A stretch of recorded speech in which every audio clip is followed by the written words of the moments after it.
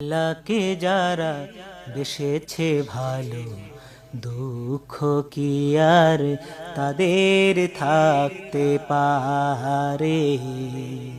দুঃখ কি আর তাদের থাকতে পারে?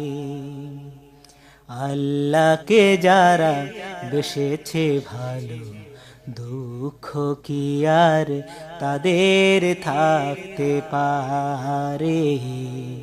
দুঃখ কি আর তাদের থাকতে পারে?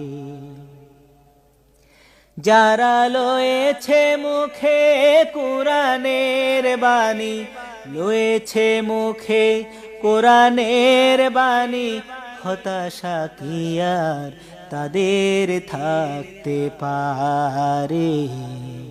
দুঃখ কি আর তাদের থাকতে পারে?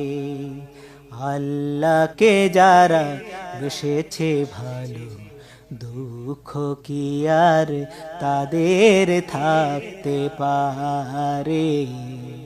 দুঃখ কি আর তাদের থাকতে পারে?